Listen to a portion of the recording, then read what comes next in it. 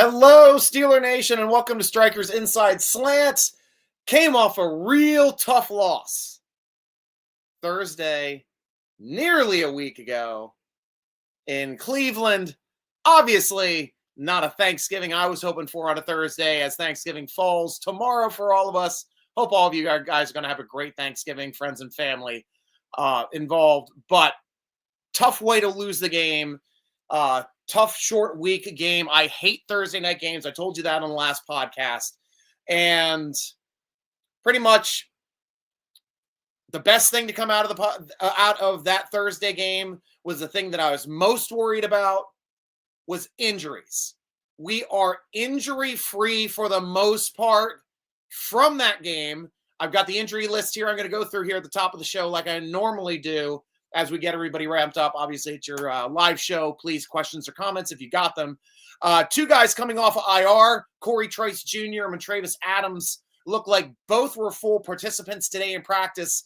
That angles very well for them coming off of IR this week. So looking forward to them contributing and playing this week. We rested some vets, rested Semialu, Hayward, and Okunjobi. They all three of them rested last week, and I don't think any of them practiced. They only did the walkthrough day before for the Thursday game on Wednesday. All three of them, of course, played in the game. No additional injuries to talk about. Alex Highsmith did not practice today. I know Coach Tomlin did mention in his press conference yesterday he's thinking about him coming back here soon. But right now, he did not practice. That is still great to get out of a short week into a long extended period, having essentially 10 days off to be able to rest up for this game against Cincinnati. Now, Cincinnati's got some injuries of their own. Sheldon Rankins didn't practice due to illness today, so I expect him to play, obviously, during the game. No, COVID doesn't even seem like it's even a thing anymore in the NFL. If you have COVID, you're just sick, and you're probably still going to play. So I think that is completely out of the game. Logan Wilson, the linebacker, has a knee problem. He did not practice. That might be the only serious aspect of their practices that I see on here right now. Joe Burrow was a full practice with that right wrist of his. We'll have to see if that affects his throwing in this game. And then a bunch of their guys were limited today. Nobody was listed as a veteran rest. Actually, two were T. Higgins and B.J. Hill, the defensive tackle, were listed as veteran rests. So not a big deal for those guys. But Joe Blatchy, the linebacker with a hip. Orlando Brown, the good offensive tackle with the fibula. Charles Jones, the wide receiver with a groin, he's down farther in the depth chart. And Amarius Mims, the other offensive tackle, with an ankle. So two more offensive tackles banged up a bit. Good news for TJ Watt to hear about. Also good news for Alex Highsmith, who scored one of the best days ever as a linebacker for PFF, scoring for a single game. I'm drinking some mead tonight. I don't know what you guys are drinking, but cheers to you, Steeler Nation. Going to get to your questions and comments here, but I'm going to have a quick swig. Tell me what you're drinking too. On this fine Thanksgiving Eve. Michael Hall, we are live. Let's go, Stryker. Let's go, Michael Hall of Fame. Thank you for starting up the show with us, man. I appreciate it. AFC Great White North versus Browns in the Blizzard. I'll tell you one thing. I didn't like the result, but there's aspects of the game that I did like. I like that they did come back. We were up by a point. Watching a snowy game like that is always fun as hell to watch, and had to be fun as hell for them to play in. Not being able to stop them on that last drive was difficult, but it happened. And here we are. So I'm sure we're going to get our haters coming out of the woodwork early. Hey, Robert, how you doing? Hey, Stryker, simple question. Quit being emotional. Just keep to math. In the first decade ever, has the last year been the decade year 10? Just so you know, we are both right. I looked it up after the last show. We are both right. And the way that the NFL keeps track of their decades is the way that I've been saying it. Starts at starts in the 70s. All the numbers are through the 70s. That have to have a 7 in them to be in that, as opposed to going through the next one. So we can agree to disagree on that. The NFL goes by that rule. I think the way that you go is the scientific method and the way that it's done calendar-wise. So we can agree to disagree. Just when they do stats and they're talking about 70s, 80s, and 90s, they're doing it my way as opposed to the scientific way. Michael Hall, should not have gone for that 58-yard field goal in the blizzard. Damn near made it. Yeah, but it was a long one to have to try to make in those type of weather conditions.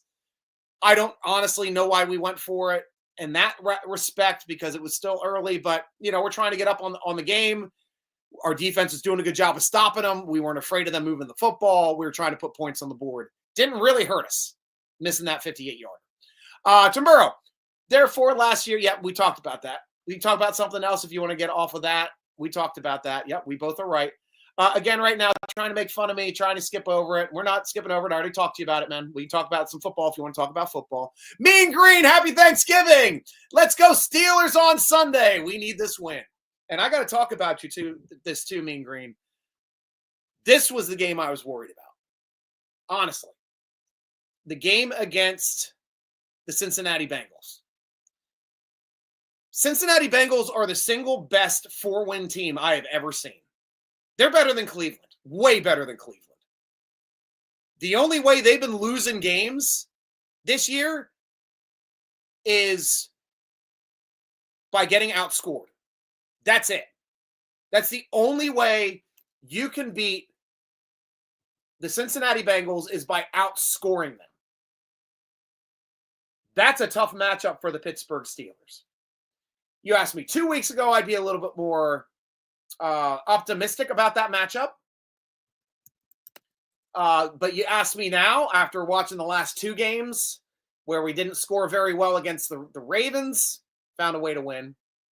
Didn't score at all very well against Cleveland, found a way to lose. So going up against Cincy in Cincy, this is a tough matchup. This is a very tough matchup and one that I am not optimistic for my team to be able to put up a W against a 4-win team. Yeah, they've let up 296 points on the season. We've scored 252. Out of their wins, trying to see. Yep, can't find their wins off of that line. But I'm interested to see who their wins are against. So let me do that.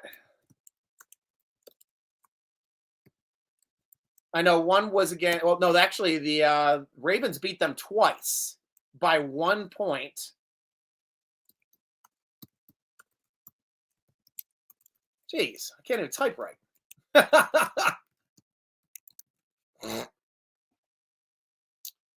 Okay, now I'm on their webpage.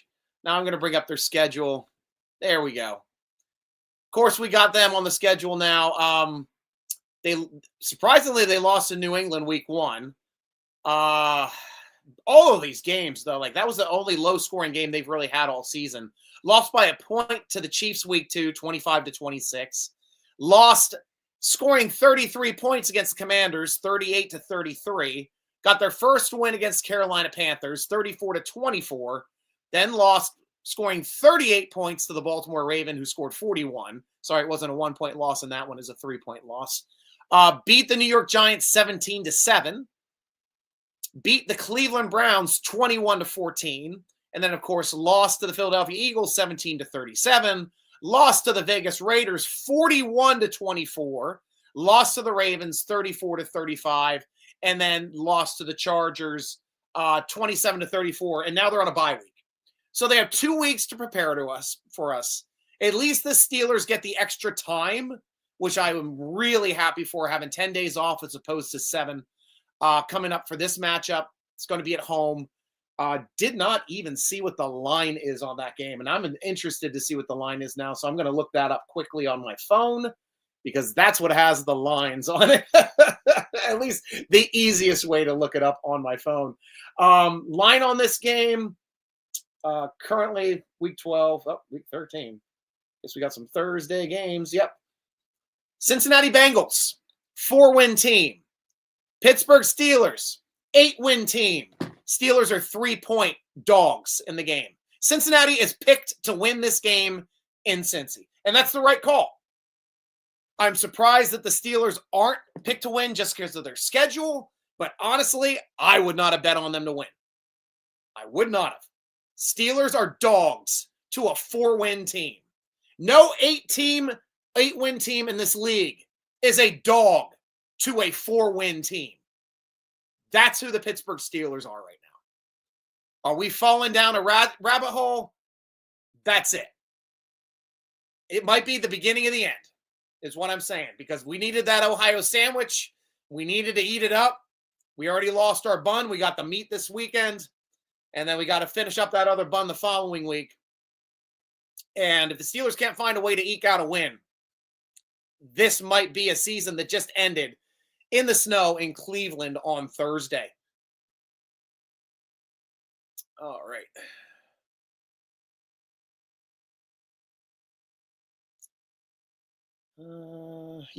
Come on, Tim Burrow. Let's talk about some new stuff, man. Talk about the games. Talk about matchups. You're still mad about the Steelers not being in there since a decade, not making a Super Bowl. Lots of teams don't make Super Bowls, especially when you don't have a big-name quarterback like Kansas City has right now. In Mahomes, you don't have an Allen. You don't have a Jackson.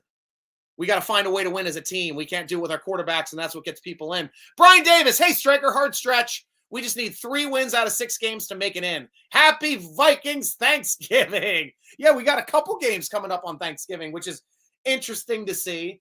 Thanksgiving games this week are Chicago Bears and Detroit Lions will be the early game in Detroit, of course, because Detroit always plays. Detroit's a 9.5 favorite. Dallas against the Giants. Dallas being 3.5-point favorites, should win that game. And then the Packers against the Dolphins in Lambeau Field while it's getting cold now. So good luck for any of the road teams on Thanksgiving. It's a tough thing to play on Thanksgiving, but it's the way it is at times, and that's the way we have to do it, obviously.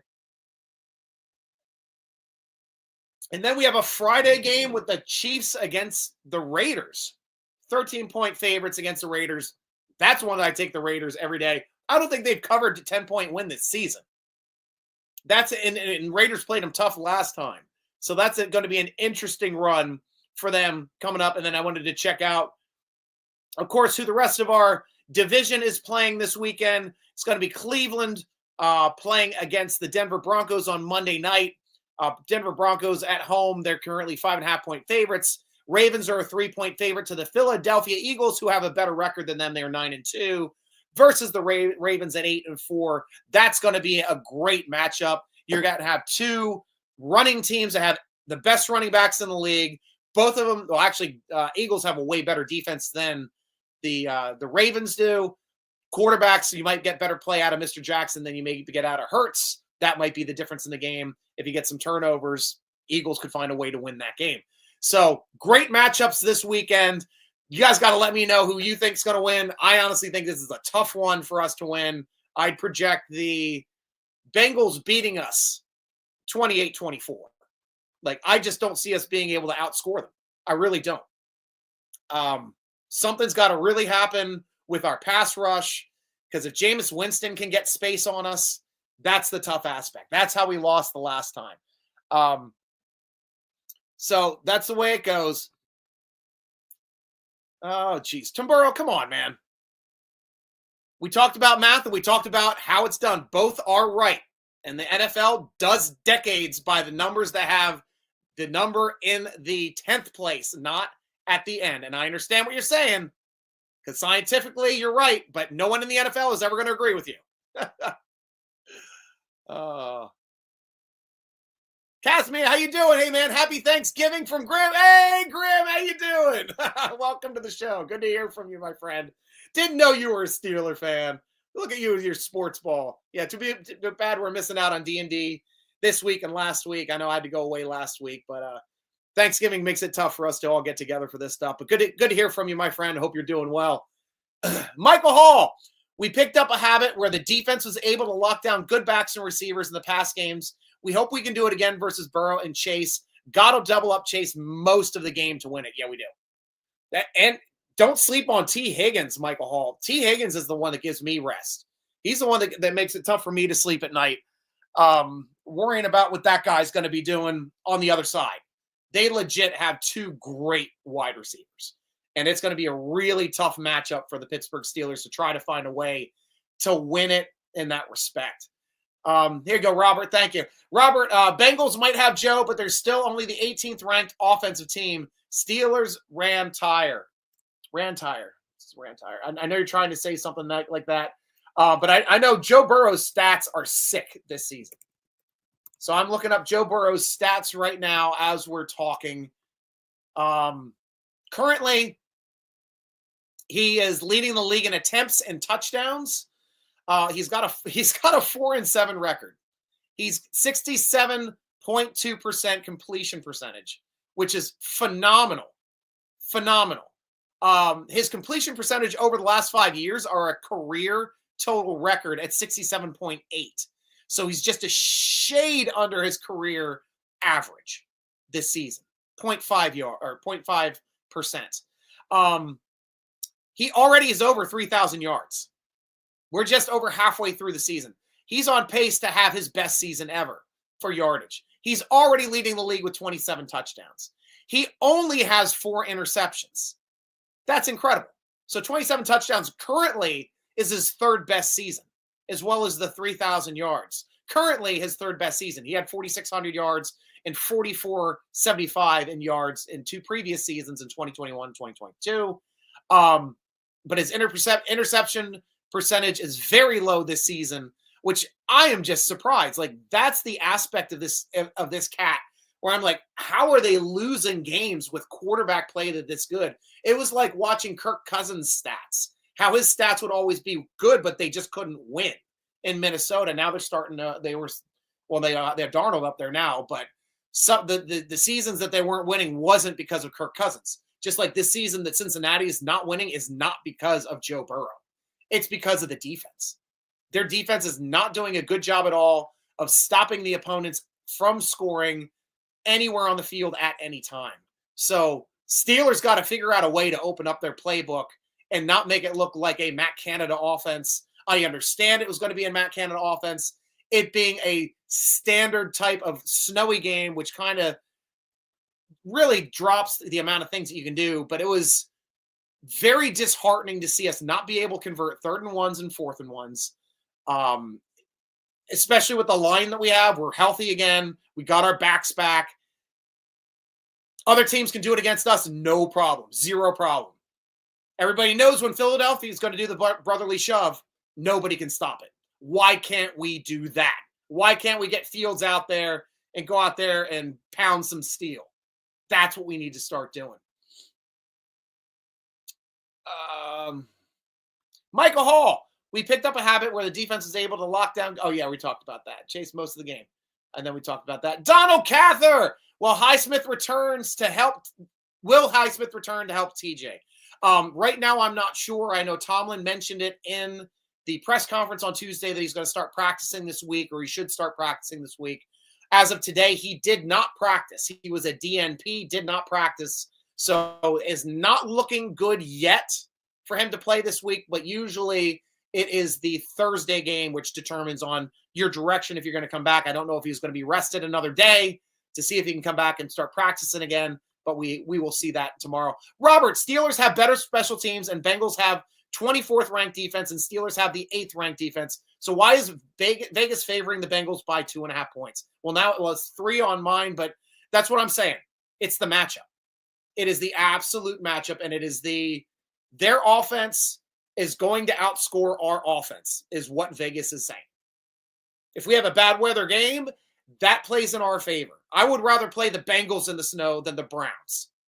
That would have been a much better matchup for us. Browns are a running team. Bengals are a passing team. We're supposed to be a running team. We're supposed to be able to convert these short yardage crap. Did not do it. And don't be upset about Tomlin about doing that crap on our side of the field, because the Ravens did it against the Chargers on their 16-yard line. They got their first down. They got a touchdown at the end of that drive, and they won that game. That was a turning point of the game for them. Steelers need to do it too. And honestly, 3rd down, 4th down, you should always go for it. Always go for 4th down. Doesn't matter where you are on a field. If you've got any type of running game with any semblance of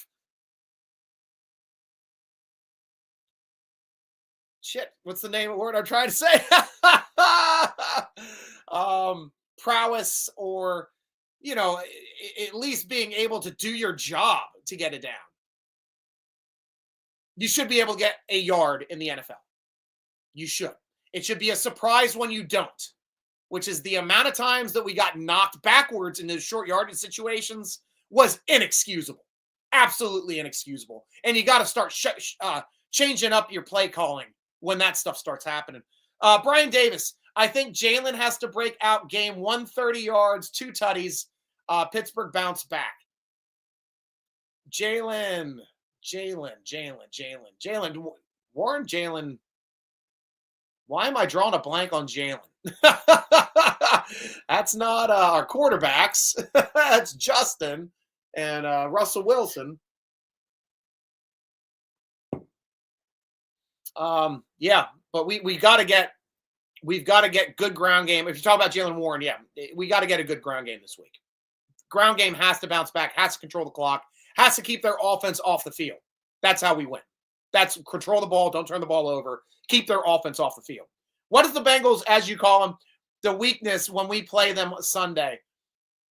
What is the Bungles, as you call them, the weakness when it's not? I didn't invent Bungles. That was to the late, great Myron Cope, who always called the Cincinnati Bengals the Cincinnati Bungles. They said, Myron, stop calling them the Bungles. You can't call them the Bungles.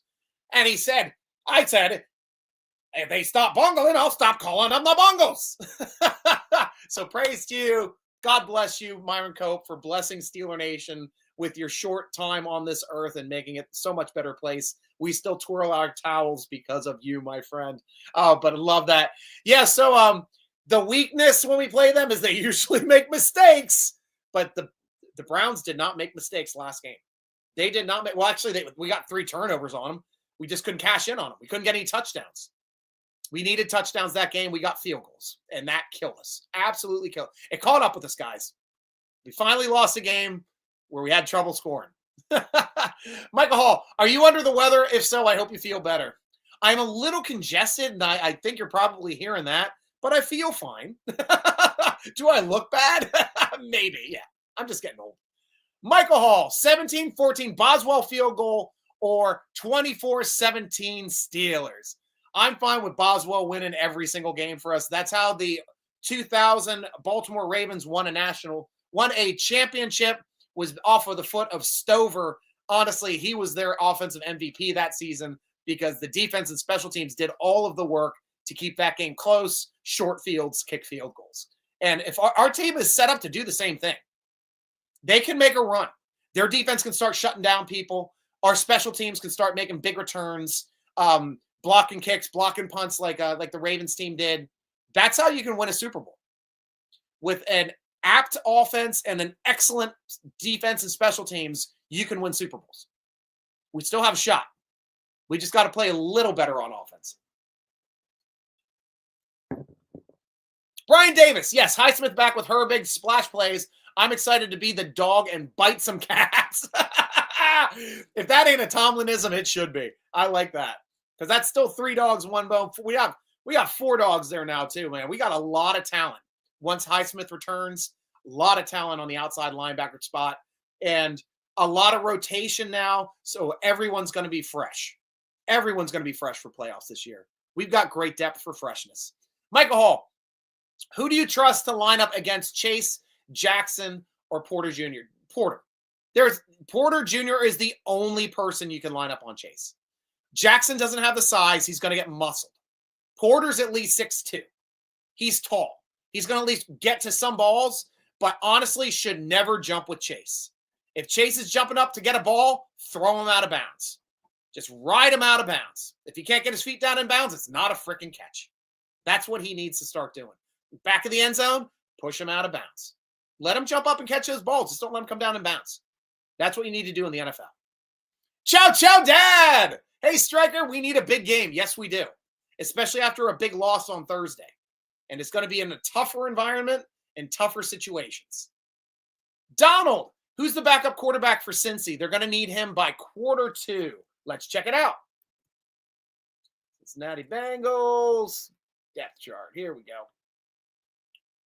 because ESPN always carries good depth charts. If you guys are ever looking up to do that, you can. Jake Browning is their one and only quarterback on the roster behind Joe Burrow. So, yeah, we got Chase Brown as their running back, Jamar Chase, T. Higgins, Iasivis as their receivers. I guess they have some injuries, too. Yeah, Gesicki's a good tight end. And then there's 2 starting tackles right now are currently questionable. We'll have to see if they play. If they don't, that helps us out. That helps us out a lot. Logan Wilson obviously didn't practice.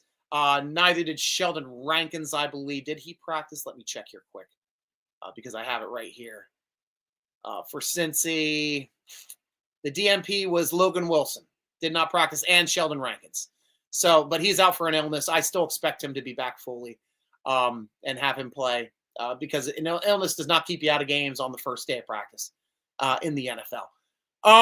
Tim Burrow, speaking things regularly that say to you enough objectively, highest paid D in NFL history for 3 straight years last year, ranked 21st this year, 8. That's coaches underperforming with number 1 talent.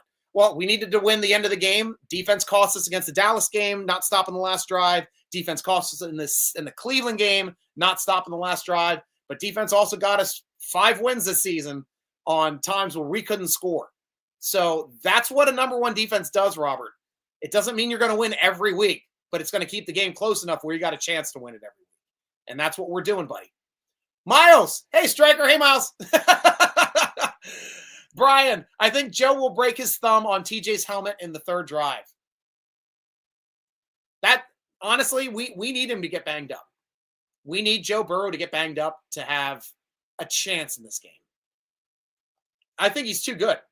Really, I do. He's one of the top 5 quarterbacks in the AFC, and he's on a 4-win team. Like I said, tough game for us. We got to outscore him, guys. There's no more excuses. Offense has to perform today on Sunday. Miles, really disappointed with our team performance on Thursday. Play calling was really questionable in that game.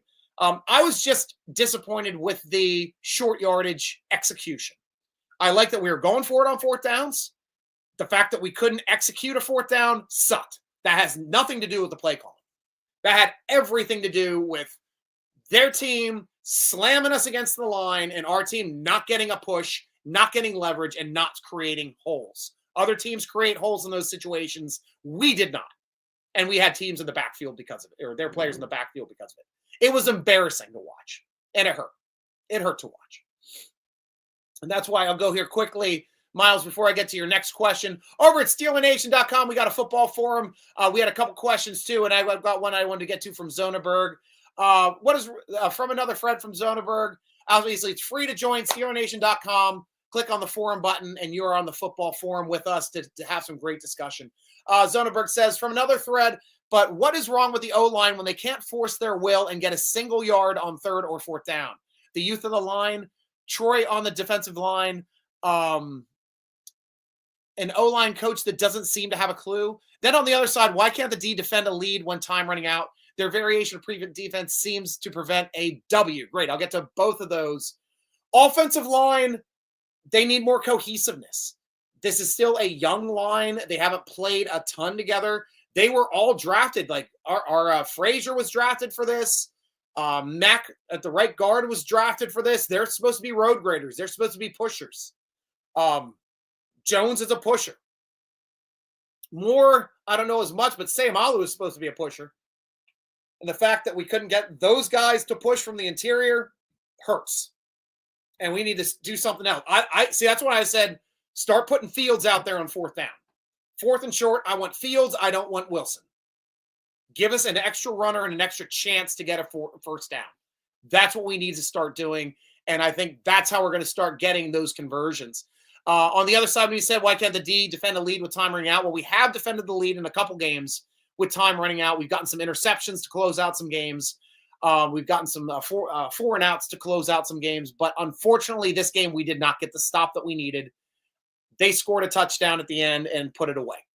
So it sucks. It hurts. It's much like the Dallas game where we lost on the last play of the game. We got that great defense. We expect them to close and win those games. Being on the road was a little tough. us playing the run, expecting a run on first down, and them going to a pass off play action completely confused us on the first play of their last drive. That set the tone for them. We were on our heels. They got to the end zone and they won the game. That's the problem with football, guys. It's a game. Just because you have the best doesn't mean you're going to win every game. Look at Kansas City. They're not going to win every game. Hell, they're lucky that they've won as many as they have this season. But they're still getting better down the stretch, and they still have the best quarterback in the league, and they're going to figure out ways to win games. One last question I wanted to get to from Steeler Nation.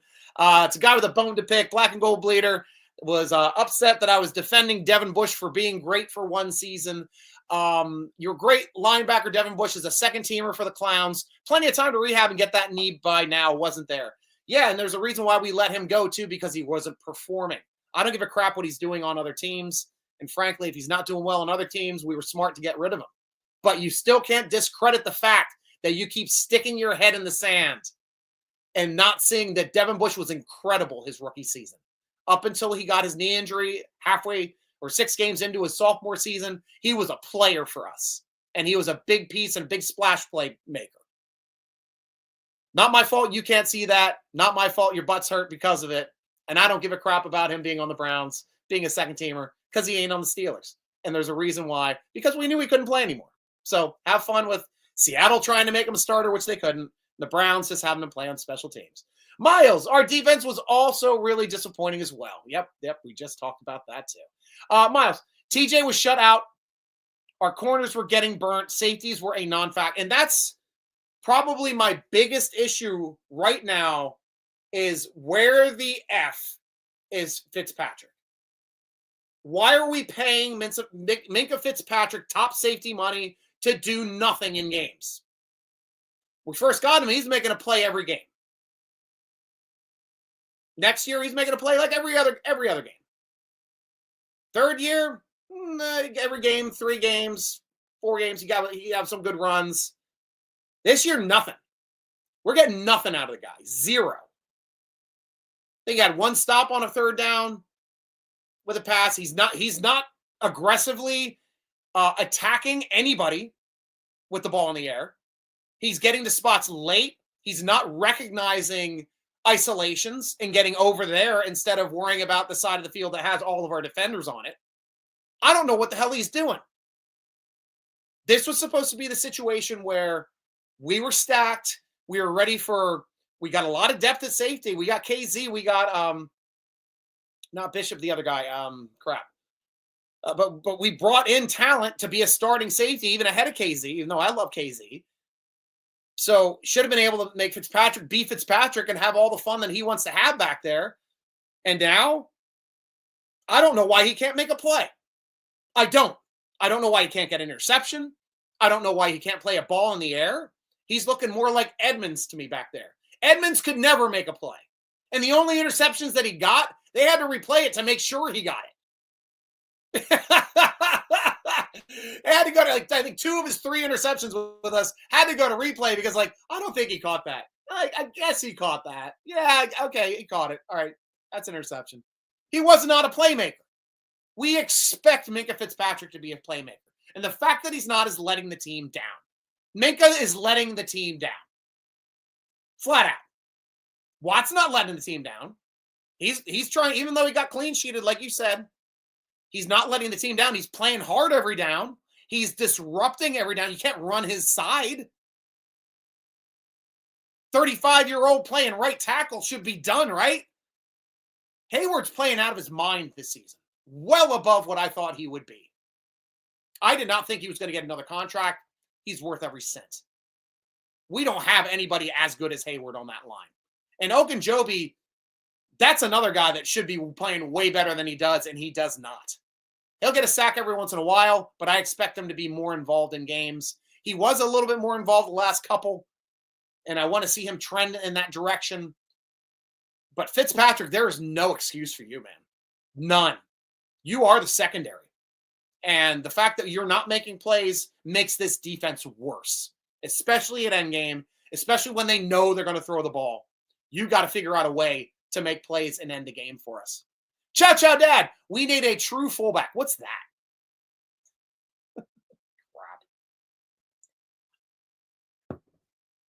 You made me drink, Chow Chow Dad.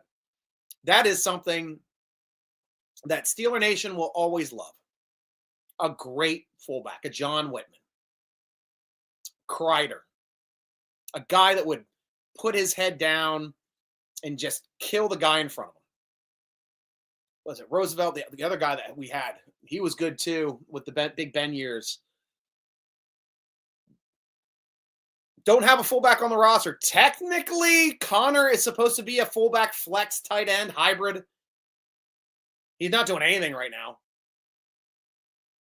Heck, we should have traded him when I think one of the trades we were trying to get a wide receiver. They're like, we want Connor. And our team's like, nope, not on the trading block. We should have gotten rid of him.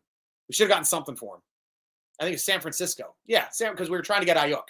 That's right. I would have gladly given up Connor for Ayuk. Gladly. But no, we still don't have a one wide receiver. We do. I don't know why Williams isn't playing. Don't want Van Jefferson on the field. He's not getting open. So we got to put somebody else in there, man. Got to put somebody else in there. But we've gotten away from having that fullback offense, and that hurts. It hurts Steeler Nation. All of us loved that guy coming up in the hole and smashing the guy in front of him. Absolutely killing the guy in front of him because it was fun to watch. Fun as hell to watch. Rocky Blyer doing that kind of stuff. I mean, come on.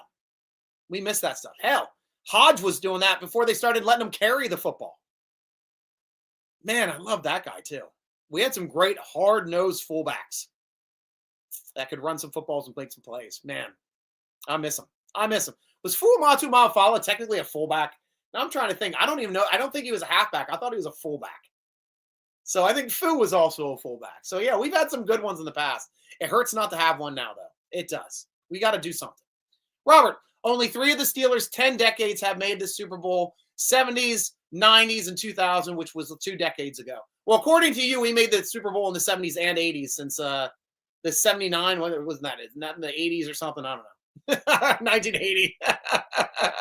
I'm just messing with you, man. Yep. So only 3 of the 10 decades, but that's fairly good. We've got to make it again. And we're not right in the past anymore. Sure, we missed out on the teens.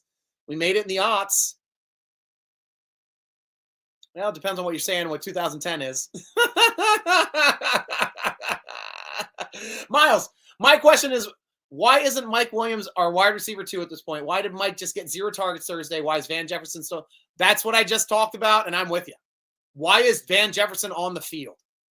To me, 3 weeks for Mike Williams, Van Jefferson shouldn't be on the field. Let me look at the snap counts and see if they went up for Mike. Steelers versus Browns snap counts. Because I think Mike got 24 snaps 2 games ago. He only had like 10 snaps in the game he caught the winning touchdown on.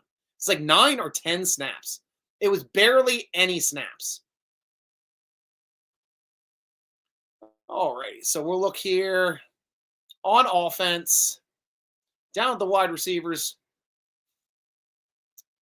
Well, Calvin Austin, first wide receiver. George Pickens obviously got 90% of the snaps at 60. Austin had 40% of the snaps at 43.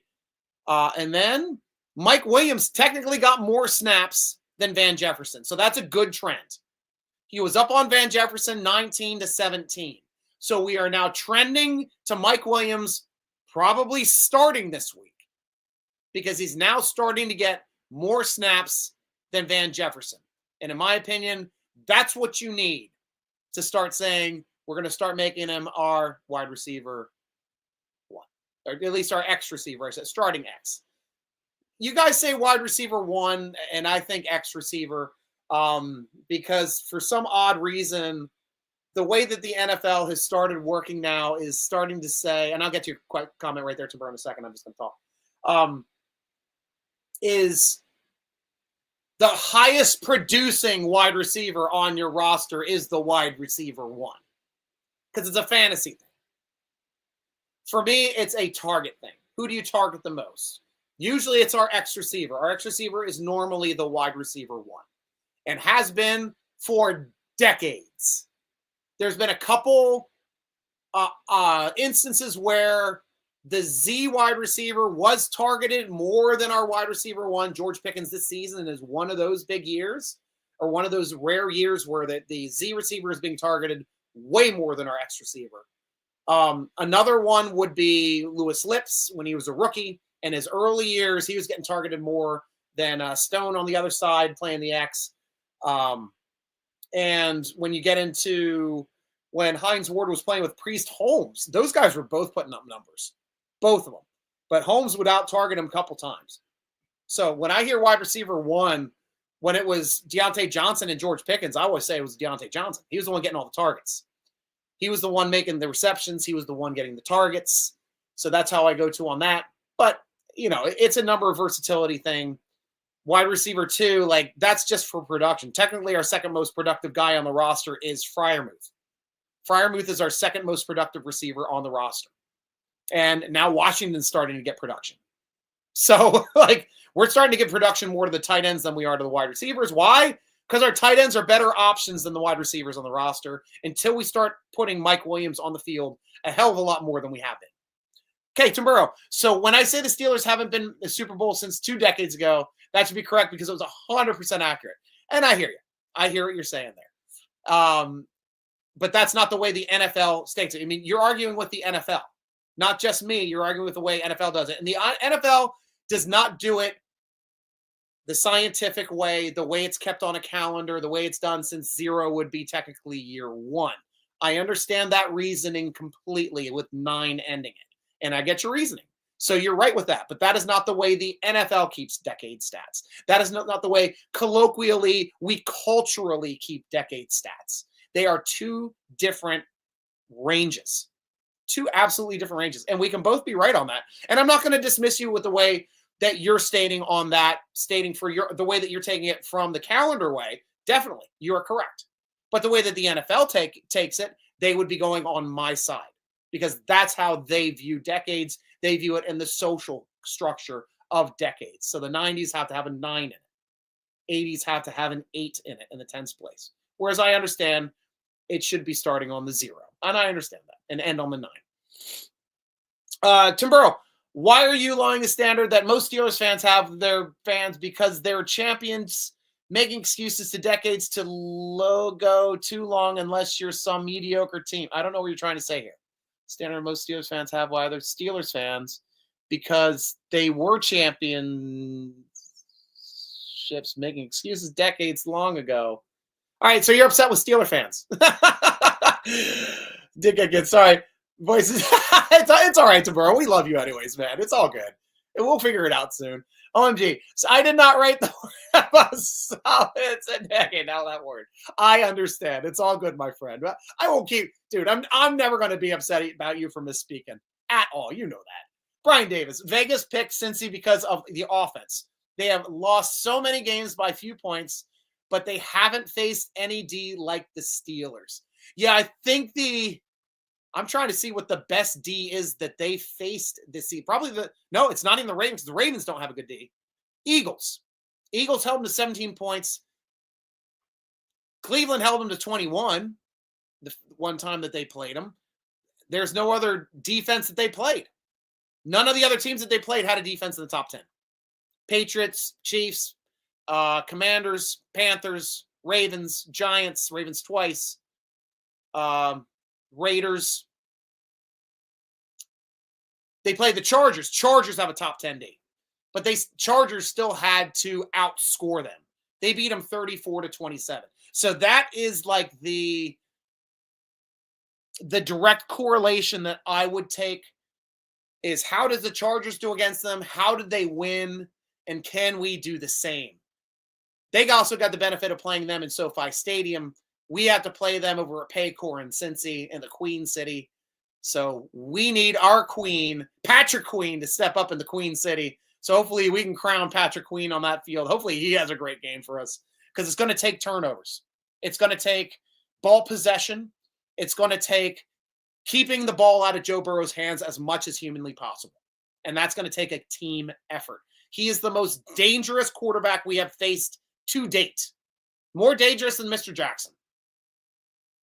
This is a good a good point or launching point for us to take at least a good litmus test to see how well we're going to start doing against these great quarterbacks, because he's a great quarterback. And we know we have to play him as the great quarterback. Game plan last week was to stop the run. We did a pretty good job of limiting Chubb, except in short yardage. And we were trying to force James Winston to beat us, and he did. He found a way to win. But our game plan was solid. That's how I would have game planned for this. In this game for Joe Burrow, you got to take away the pass. The pass is what sets everything up. So this is a much tougher matchup, in my opinion. Tim Burrow, no, if that kid is a D-head, I don't know, but the whole time I've been saying the word decade. Okay, I got what you're saying. I got it. Mathematically is the only way I'm correct. Yes. Yeah, it's right. But we both have our own ways to be. You said been using some pop gibberish, and Miles thinking wrong because he thought you were right. No, it's honestly, look it up too, because I had to look it up because I wanted to make sure I wanted to give you some credit too, Robert. I wanted to make sure that, see who was right, because I felt I was right. You felt you were right. We're both staring at the same number on the ground. It looks like a 6 to me, looks like a 9 to you. From our perspectives, we are both right. So I can't be upset about you. You can't be upset about me.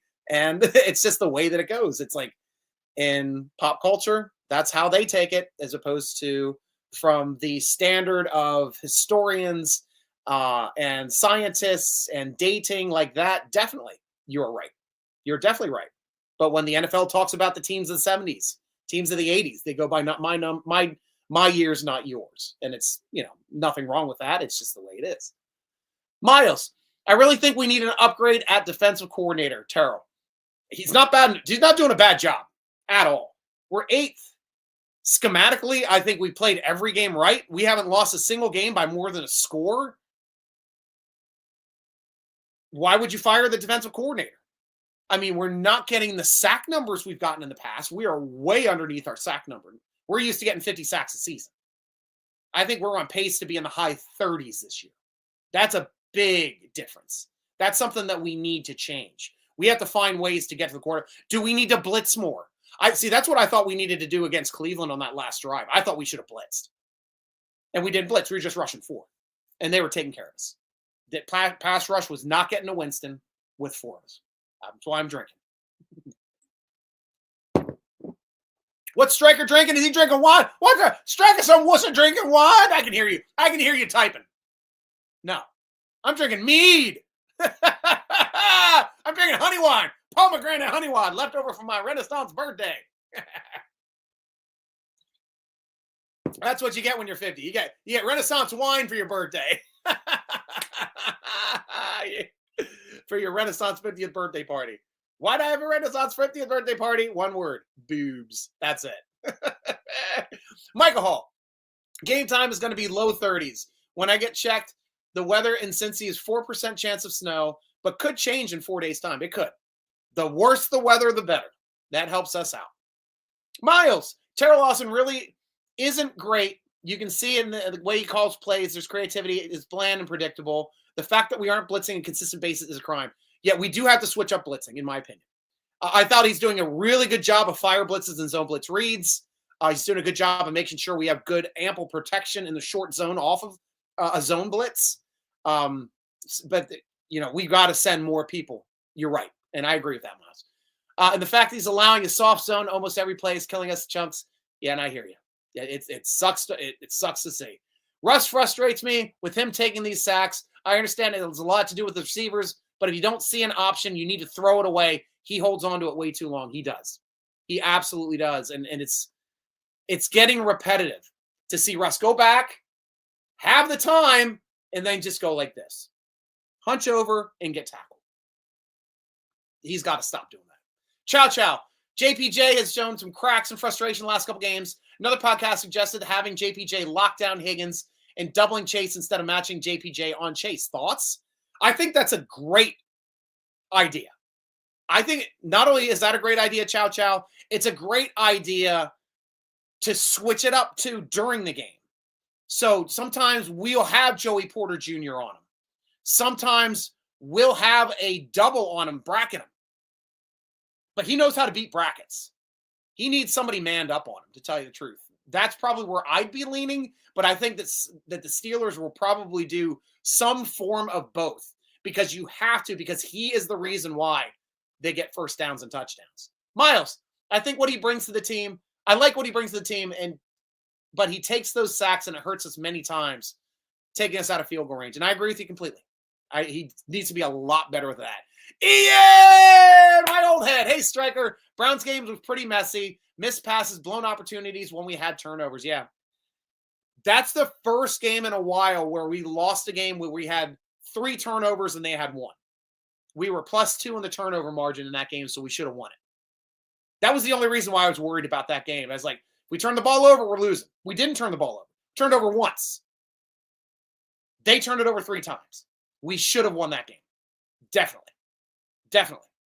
But they were getting touchdowns. We were getting field goals. That's the difference. Their possessions ended in 6. Ours ended in 3. Brian, I've been saying that about 39 since last season, and everybody jumped on me for it. He hasn't been relevant for 2 years now, but he's Tomlin's boy. Oh, we love Jaylen Warren too, man. I'm with you, Brian. I was never an either-or guy for any of these guys. For the quarterbacks, for the running backs, I like them both. Use them both. I mean, use Patterson too when he's healthy. If you got the talent, frickin' use him. Tim Burrow, Stryker, let's not worry about anything other than mathematically the 80s, last year of the 70s mathematically. Mathematically, yes, and and your numbers, 1980 would be the last year of the 70s. And I hear you for that. More, we got beat on many occasions by Garrett. That was the first game where Myles Garrett hurt us.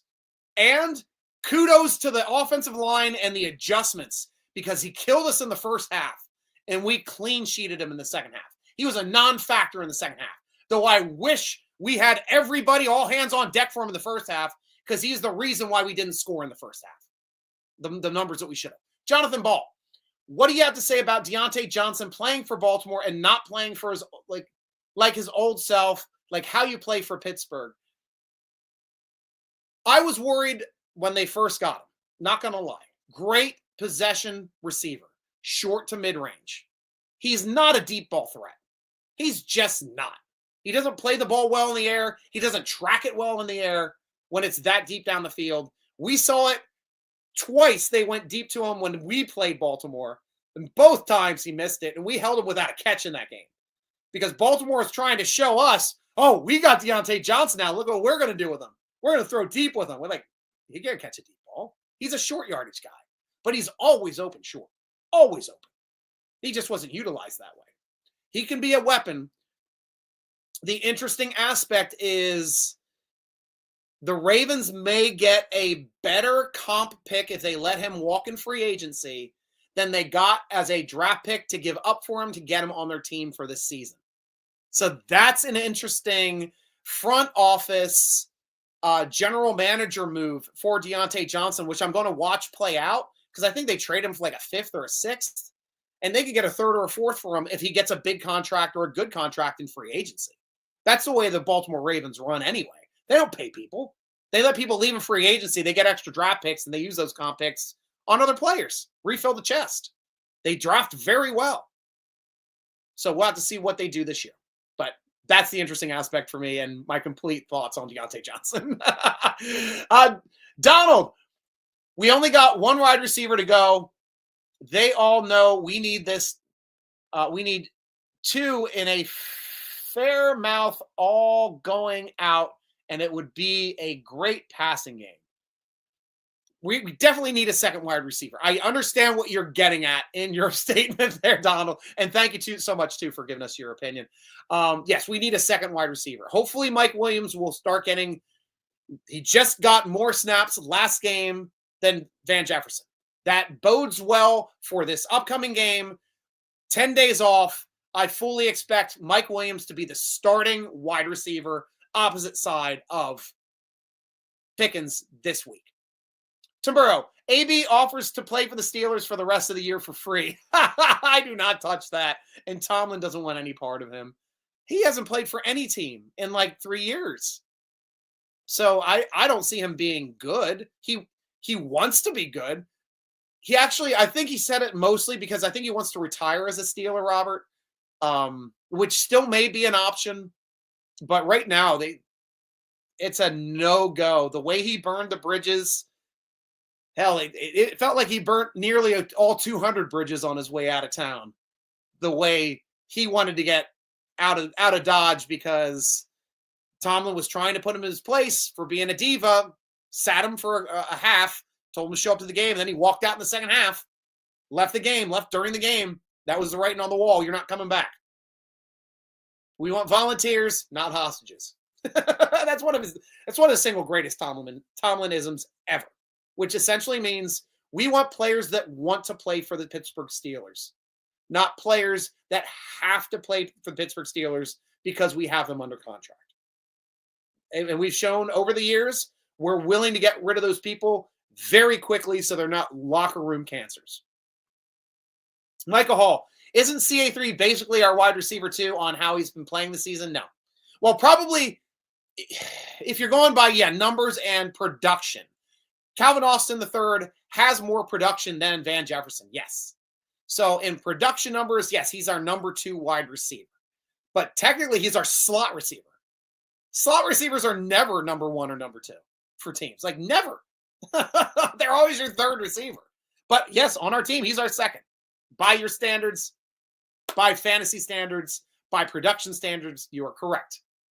Calvin Austin III is our second wide receiver currently. Tim Burrow, my Justin and Cordell with Russell, like O'Donnell thing, is not what Tomlin been doing instead. It's obviously Justin going to run it when we put him in. Yeah, but I want him to do both too.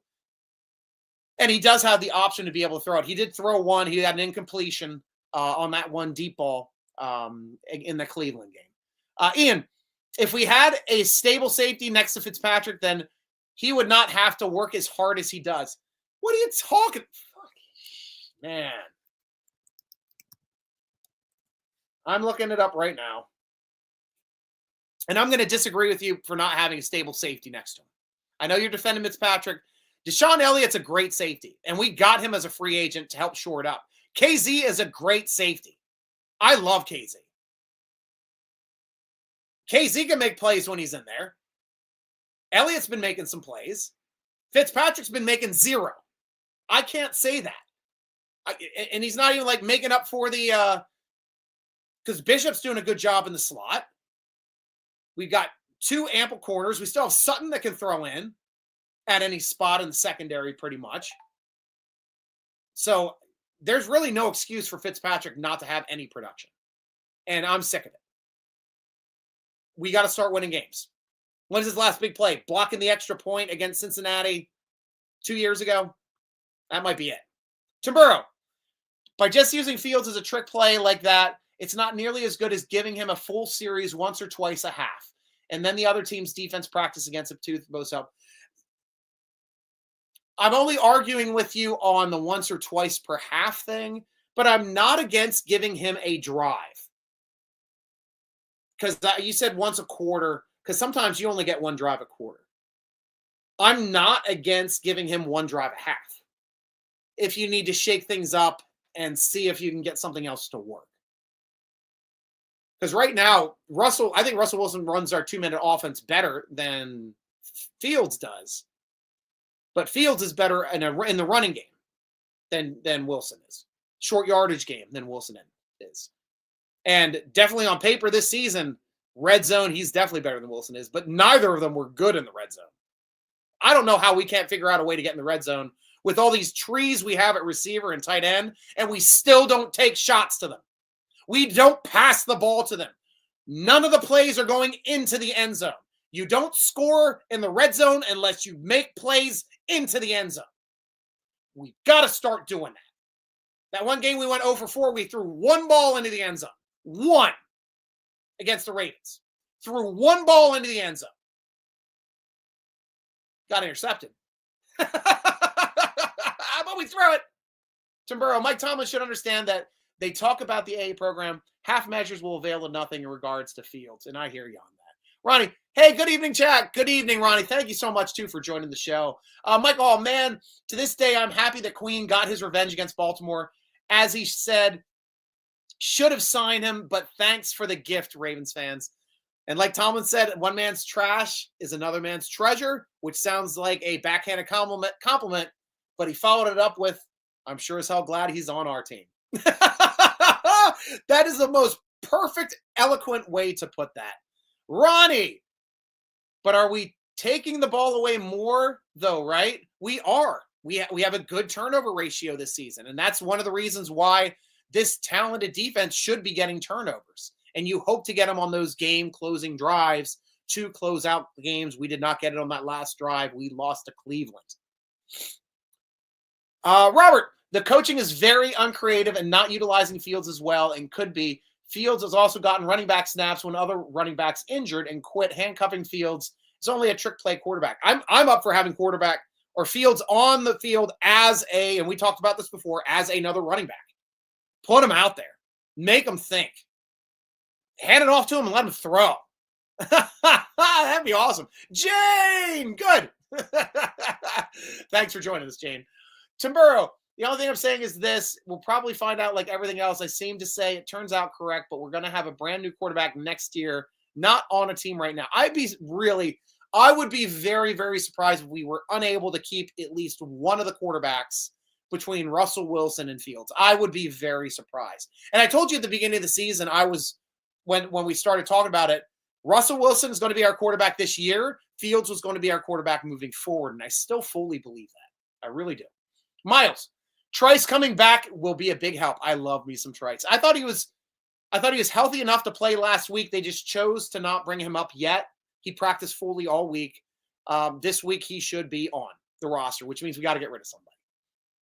Timburo, currently Tomlin is nothing without Boz, just like he was nothing without Ben. Now that's funny. I find that very funny, and I like that comment. Nothing without Boz. Every team wished they had a Boz. Every team in this league wish they had a guy that only misses over 55 yards. Technically, over 58 yards. None of his misses have come underneath the 58 yards this season. Debbie, welcome back, my friend. Hey, Stryker, great show. Happy Thanksgiving. Happy Thanksgiving, Debbie. I hope you're not working too hard, but get to enjoy some good time with family and friends tomorrow.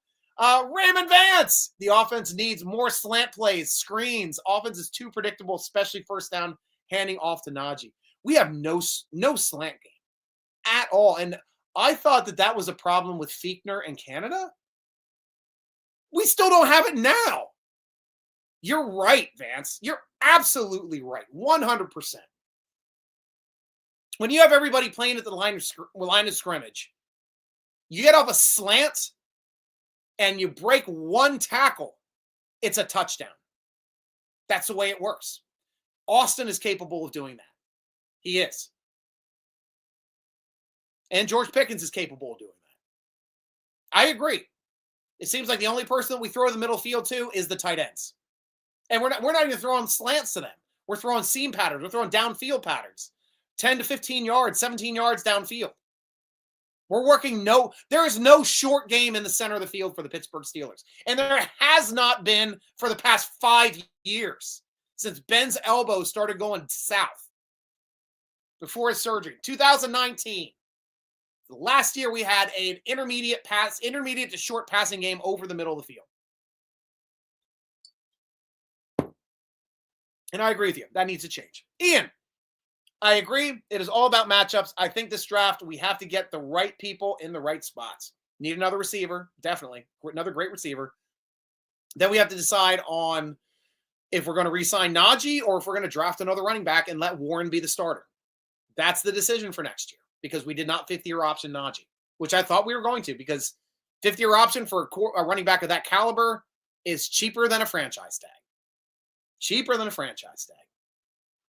Miles, I want us drafting a wide receiver in the first down. We need a monster to complement Pickens. Love me some Pickens. It's a shame he never gets calls in his favor. And Pickens got to knock off the crap between plays and doing the dumb stuff between plays. He's going to start getting targeted and fines from it. Timburo, if Vegas thinks the Steelers lose by 3 because of Bengals, then Vegas does not have confidence in the Steelers. Defensive coaching is the number one talented team either. I don't have confidence in the Steelers. It's not defensive coaching. It's their offense is going to outscore our offense. Why? Because that's the only way they've lost this season is getting outscored. Technically, it's the only way any team loses all season, but they put up 20 points a game. I think they average like 28 points a game. They're putting up numbers. We average around 21, 22. We're not putting up numbers. So that is the bet that Vegas is going. 28's greater than 22. Pittsburgh has the better defense. Cincinnati doesn't have a defense. They're not factoring in special teams, which does fit in our favor. And that's where turnovers can help us win. But it's going to come down to execution. We got to figure out a way to slow them down a little bit, and we got to score. We got to score to beat the Bengals. Miles, can you also acknowledge how bad the officiating was during the game? How that ball not intentionally grounding? How did they not call the face mask on Joey Porter Jr.? How did they not get the go roads from Pickens? How did they not call the holding call on 4th down that they converted? I'm with you. It's part of the game. It's tough to see. They're looking through snowflakes. By that point, you can't see anything. So didn't work out on our favor that game, which sucked. A single defensive pass interference. That's it. Tim Burrows, Steelers D is ranked higher than the Bengals. Up in talent is number 1 talent. So why are we afraid to put the responsibility where it belongs, which is coaching? Well, we're going on. You're right. You're 100% right. Our D is ranked higher than their D, significantly. Their O is ranked higher than our O, significantly. And the way that the game is played goes to scoring points. If our defense can step up, we will win. Steelers had a superb fullback in training camp and preseason, but Tomlin has always been anti-fullback from day one. Hasn't been anti-fullback. It's been the offensive coordinators because we had some great fullbacks on this team. Under Arians, I know we were still in a fullback system. Gosh, what was that guy's name? I'm going to look this up here quick just because I love that guy. Roosevelt Nix. Banger, man. My seats in Pittsburgh, my season ticket seats are like, I'm on the angle, so I get the backside of the play, like basically see it from an angle on the backside on how all the plays develop. I used to love watching Rosie Nix every play, just destroy somebody. And he did that every play. Whether it was a run and he was just going it, hitting the hole first and just jamming a linebacker on their butt, or whether it was a pass play and he's picking up a blitzer and pancaking him, I loved me some Rosie Nix. Rosie Nix was on the team for a long time too, man. You can't say Tomlin doesn't like fullbacks, but the rest of the league doesn't like fullbacks. Hell, there's only like 3 or 4 teams that even have fullbacks on their rosters. It's easy for a fullback to make the Pro Bowl now because there's only like 8 of them in the whole league. Cincinnati doesn't have a fullback. That's just the way it is. Game's changed. It can swing back, though. I'm with you. It can swing back. Miles, I really wish that we had Roman Wilson at this point. Really frustrates me and injured all year long. He needs to drink some milk. I'm with you there, too. It hurts my heart, too, that Roman Wilson is essentially redshirted when we needed his caliber of playmaking the most. That's what we're missing the most. Robert, Rocky Bleier was not the fullback. It wasn't Franco. Yes. You're technically right. But back then, it had to do with the depth that you was essentially the position that you were. So fullback was behind the halfback in I formation because quarterback was a quarter of the way back. Halfback was behind them halfway, and then the fullback was all the way back. It has to do with the I formation. So in the past, we had the fullback being the guy running the back because he was the one farthest away from the ball, whereas Rocky Bleier would be hitting the hole first. So in today's standards, they would have called Rocky Bleier the fullback. They would have called the Franco Harris the running back or the fullback. But they don't say fullback. They don't say halfback anymore. They say running back and fullback. Though fullback is not even in the game anymore. Like we would not, in I formation, even in today's NFL standards, would not put the fullback in the fullback position of an I formation. He'd be in the halfback position and he'd be taking the lead block. That's it's weird how the game evolves like that.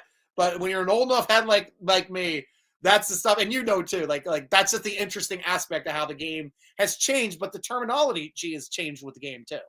Miles, get that man some Cheerios. Nom nom nom. Ian, okay. All right, right. I hear you win. I hear you. I got you, man. Ronnie, got to get better in the red zone. Oh, my gosh. Preaching to the choir, my friend. You're preaching to the choir. Timburo, Steelers only legit Super Bowl champs, 2 6-year periods, 2 decades, 74.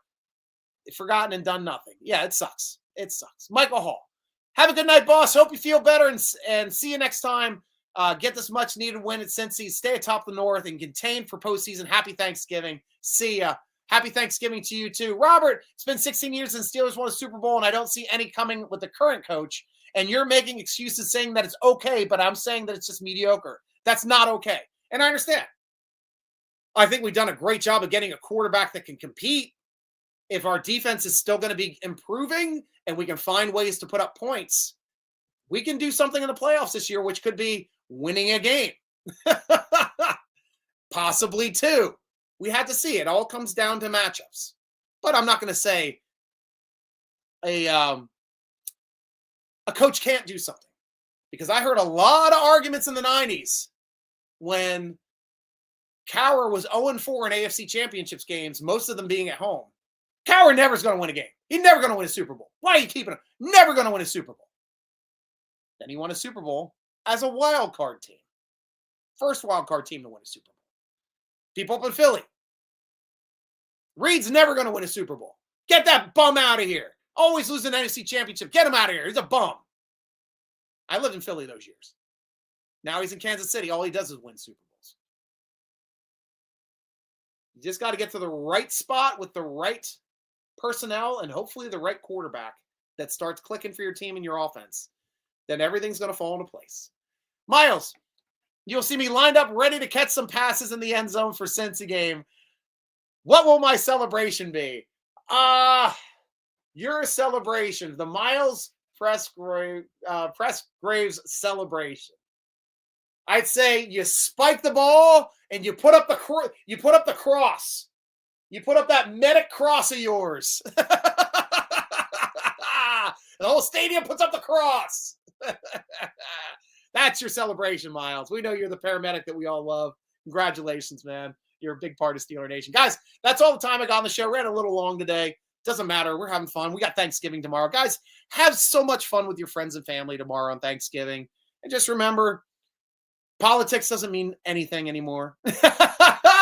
So don't start fights either way, people. Just have a good meal. Just enjoy being with your friends and family. And let them know it doesn't matter. Nothing matters. The only thing that matters are the Steelers going to win this week. That's how it's going to go. Be sure to go on to SteelerNation.com for all your Steeler Nation news. Follow us on Steeler Nation on X, at Steeler Nation, at SteelerNation.com on Facebook and on Instagram. And you can follow me at SN Stryker on the gram, on the Tickety Talk, on the gram, Tickety Talk, and X. That's the other thing I do. Yeah, that's right. If I ever choose to post, those are the places I am. But it's your show. I always end up with you guys. Ian, you know I'm ending with you. If you were a coach, would you choose Najee and a fifth-year option or go with Warren? Well, you had to choose Najee's fifth-year option before the season started in May. May was the time to choose it. If I was the GM, not the coach, because the GM has to make that decision, though I guess it's the coach's input, I would have said yes. I was saying it year before. I'm like, essentially, you get to hold a first-year receiver for 3 extra years because you can fifth option them and then franchise tag him twice. And no, it's not going to hurt you. And you got it that running back for 8 years. 5, 6, 7 years. Sorry, 7 years before you have to give him a second contract if you chose to do it that way. So, yes, I would have fifth-year option him. But now at this point, we'll have to see how we are at the end of the season. Right now, I'd like to find a way to keep Najee Harris, but if we got to pay a quarterback, then we're not going to pay Najee Harris. He's going to leave, and we're going to be going with Warren as the option. Just financially, that's how it works, and we'd be drafting a running back early. Day 2 would be a running back pickup in next year's draft. Ian, have a good night, Stryker. Go Steelers. Go Ian. Go everybody else, too. And enjoy your Thanksgiving, like I already said. And hopefully by the time we're done watching our football games and all that turkey and stuffing and mashed potatoes have been digested out, we can get around to rooting for a game for the Pittsburgh Steelers come Sunday.